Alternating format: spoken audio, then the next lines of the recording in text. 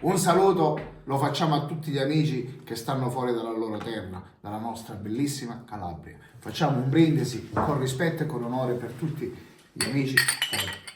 Arrivederci.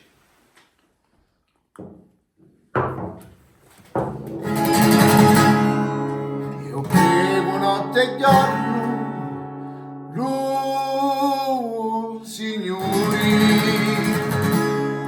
chi tutti i figli tuoi hanno tornare,